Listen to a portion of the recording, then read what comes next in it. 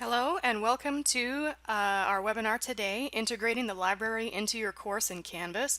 We have Beth Auten with us from Atkins Library. She is our Health and Human Services Librarian. So with that, I will hand it over to Beth. These are some things that we've been working on over the past semester and some things that are probably coming in the fall. So the first thing I'd like to do is ask those of you who are here, have you ever had a librarian embedded in a Canvas course? So you can use those little controls, the little pencil, and just indicate whether or not you've had a librarian in a course before in the yes column or the no column. Is everyone seeing those controls? They should be maybe up above where the slides are. Okay, so I see a couple of marks there. So not yet. And I'll talk a little bit about what embedding is because that's kind of library speak. But moving on to the next question, have you ever added library resources or content to a Canvas course? So a little different from having us in your courses. I should mention, if you have a more in-depth question or comment about how to get in touch with a librarian, how to add things to your course, you can go ahead and type those in the chat box. Unless it's some kind of emerging technology issue that we need to troubleshoot, I'll probably take questions at the end. So also, no one has done this part yet, and these are both things that you can do, and that's what I'm going to talk about briefly today. So getting back to that idea of an embedded librarian. An embedded librarian in a course, we're involved with courses and with the instructors and students participating in them. So a lot of times this takes the form of in-course instruction, one or more sessions with a librarian coming to a physical course. I think embedding is a little bit more than just doing a drop-in 5-minute, here are the databases. It would be a little bit more involvement with the assignments in the course and aligning things with that and addressing the questions of those specific students. So another way that we can embed in courses, and that's the time that the word embedding gets used a lot, is when we are actually embedded in a course within the learning management system. So this could be for a seated course, since all courses have an online presence, but this is definitely something that is going to be useful for an all-online course or blended course where they do a lot of preparation and using Canvas for their coursework and interaction. So that's kind of what I'm talking about when I say embedding. So the type and degree of interaction, how embedded you want the librarian to be, and exactly what you want us to do is mostly up to you. And that's a conversation you can have with your subject librarian. So that's as simple as just having us, inviting us to your Canvas course, which I can show you how to do, and we can post an announcement just introducing ourselves, directing them to resources, giving our contact information, because as a subject librarian, we would be the point of contact for any of the students in that subject area. So, I mean, other things we can do are recommend course resources to the instructor. We can participate in discussions with students. It's kind of good to know going in what discussions you might like us to participate in rather than us just lurking and dropping in. So that's probably also a discussion we need to have with the instructor. Designing library assignments, we can do that. We can help set them up in Canvas. Present online sessions via WebEx like I'm doing right now for students. That's something that I've done for the respiratory therapy students because respiratory therapy program is all online. And there are other things we can do as well. So that really depends on what your needs are. So the first step of doing that is letting us know that you would like us to embed in your course. So contact your subject librarian and let us know that you want one of us to embed in your course. So before we just get an invitation to a Canvas course, this is definitely a conversation to have. And we can probably provide helpful information as well about what we can do and what we've done for other courses, and we're open to new ideas as well. So finding your subject librarian. I'll show you how to get to this listing if you don't know who your contact person in the library is. I'm going to quickly share my screen So are you able to see my screen? Just type in the chat box if you're not. But I should be on the main page of the library website. So there's a lot of information on here, but right here under research on the main page, there's a link to meet your subject librarian. So there's a giant picture of me and all of my colleagues. I don't know why Natalie's picture is not displaying, but at least her contact information is there. So the general subject areas are there, but if you're not sure based on that, there's a drop-down menu up here at the top, and this is by subject area. So if you wanted to see who the librarian is that works with the theater program, you can click there, and that's going to be Jenna, and that'll take you back to our profile and contact information. And I'll just give you another example. So if I click on kinesiology, my picture comes up here, my contact information. You can email me, call me, and just let me know if you want me to embed in a course or be involved in some way. I'm going to stop sharing that for now. So based on that conversation, there are different roles in which you can add people to a Canvas course. So then you would go into the course that you want us to be in and add us. So something that we were working on earlier this semester, and it's available and live now, is a librarian role in Canvas. So let me go to the next slide, but I can show you how to get there. You're probably already familiar with how to add people, but I'll just show you the librarian role in the menu and what the other options might be. So this time, if I go into Canvas, I should just be able to click into our development course. And so over here on the left navigation menu, if you go to people, you can add people into a course. So I'm already in this one, but if you go to add people and you type in someone's email address. One other reason why you might need to contact us, I don't know if I'm the only one, but I have an alias email address. So to actually get me to show up in Canvas, you have to use this address. So that might be another thing to check. What is the email address that I can use to find you in Canvas? So if someone has an alias, it won't be that. And here are the different roles in which you can add someone to the course. So the librarian role can do a lot of different things in the course. Just to give you some examples of that. This role can do basically everything except grade. So we can post announcements, we can participate in discussions, we can set up assignments, and we can see assignment submissions. But what we can't do is grade them. So the librarian would be not in a grading role in that course. Of course, there are some other roles that do allow for that. If you want a librarian to be a co-instructor, that's definitely a discussion to have way ahead of time, but you can add someone as a co-instructor in a course.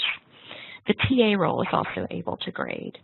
And some other roles that librarians have been in, if you just need help with course setup, but not really with communication within the course, I think some of us have been embedded as a designer and have just helped set up library assignments, but not really done any of the rest of it. So those are some of the different roles that you can add us in, and then you just do next, and that should notify us that we've been invited to participate in the course. So that's kind of what we just went over. Don't know. Please ask me questions about that as we go on if you have any. But another thing, I was talking about this in the designer role, of course we can do this in the librarian role as well, is add library content to the course, and we can always give advice about the best way to do that. So just some examples of what you might want to add. Well, okay. I put another thing in here first. So another thing that I've done in some online-only courses is offer online office hours. So in order to do that, you have to enable conferences in your Canvas course. We can do a WebEx session, but that's a little different. That's something that you would set up and send out a notification ahead of time. But the on-demand conferencing option in Canvas allows us just to go in it'll say that the conference is available in Canvas, so if students are logged in, they can just drop into the conference. We could send out a message that day or earlier in the week just saying we have, you know, office hours, research help time, where they could log in and ask questions. And that's going to be good for certainly students that are all online and not able to come to campus to see us during office hours or necessarily make an appointment. So here's conferences. Okay, I need to share my screen again. I want to show you conferences within a Canvas course. So over here on the left navigation menu, conferences is enabled. And if I click on that, you can just begin a conference. Invite all course members, which means they can just click on a link to get into the conference. And go ahead and start that. So if I click the Start button here,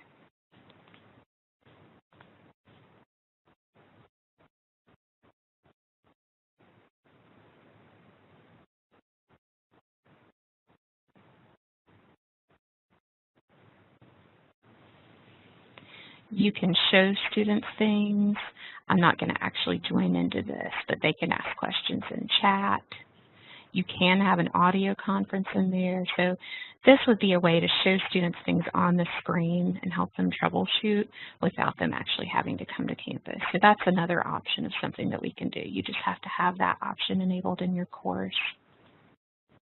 And then anyone would see this join link. If a student is logged in, they would have the ability to join it if it allows all course users in. And then we can just end it when it wraps up. So some of the other options are including articles, books, multimedia, streaming video, things like that in your course. And there's some best practices for doing that. So if you're including articles or books in your course, it's really best to link to them rather than to upload the files to the learning management system. So rather than uploading a PDF of an entire book chapter or a journal article, it's best to try to find the permalink for that resource. So an example of a permalink, it has this librarylink.uncc.edu prefix on the beginning, and it won't expire. So sometimes faculty or students will send a link to an article, but it's just what they grabbed out of the address bar, and that expires. So just to give you a brief example of how to find a permalink, I'm going to go back to the library website. So if we're on the main page, I'm just doing a search in the search box, or if you go to databases, if you go into academic search complete,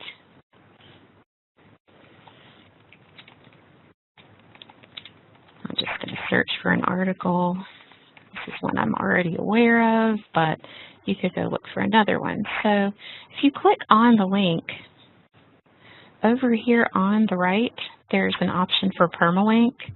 This may look different in different journals and different databases, but usually it'll give you a permalink that you could then, if you were in Canvas and you wanted to add this to an assignment, you could do so. So I don't know that we have any assignments set up in here, but even in a discussion, if I started a new discussion,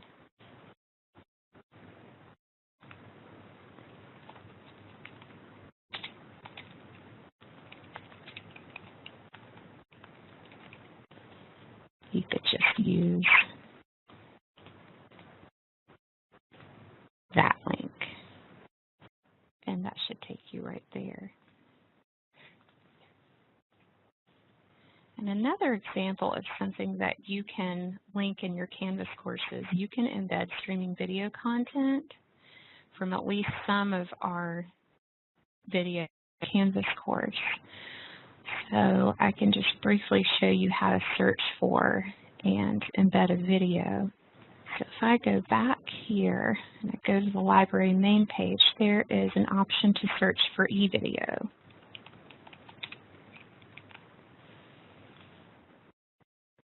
So So let's see where this one's coming from. Films on Demand is a good provider of videos. You'll see there's a captioning option, and there are usually transcripts for the videos also, so that makes it accessible. And you can embed this directly into your course. So if you go to Embed and grab this code, or just click Copy there. So here's an example of a video in Films on Demand. Just to back up, I was on the main page of the library website and went to eVideo and did a title or subject search and found this video. There's a captioning option here and transcripts here. So if you go to Embed Link and grab this code, you can then bring this into a Canvas course. So if I put this on a page,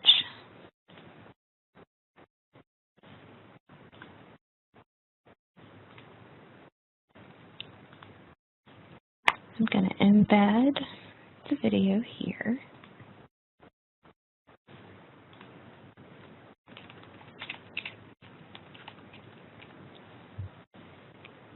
And save this. And then could add that to an assignment or a module. So something that's coming soon, it's not live yet, but there are going to be direct links to library research guides in Canvas. So I can show you what that's going to look like as well.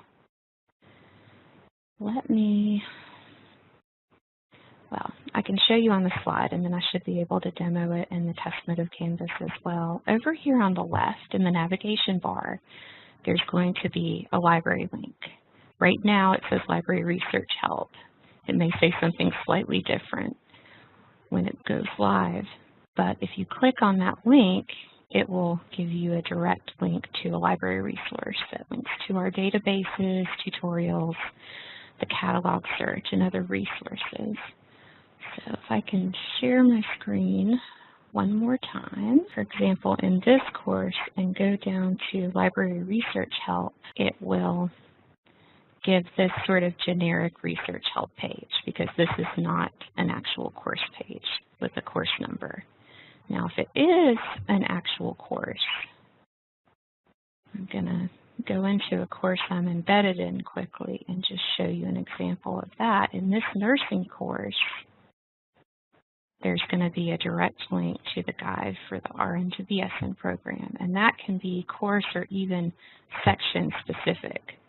So if there's a guide that you work on or that your librarian builds, that can be linked directly to your Canvas course from that navigation menu on the left.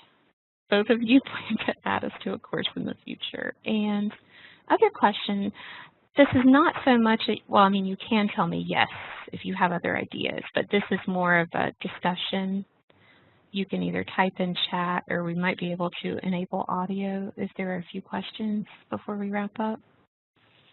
Jules and Sam, you can go ahead and unmute and ask your question. Okay, this is Jules, and I wanted to just say that I think that this is a really valuable presentation and that we need to get this presentation in front of as many faculty members as possible, because I've been in so many classes where our professor has just gone over how to do research, but then I've also seen faculty librarians show me how to do research. There's a big difference, and I think having the librarian embedded into the course could really be a way that students could learn how to find what they're looking for through the library. And I also just want to point out the power of the magnitude of open educational resources that the library has.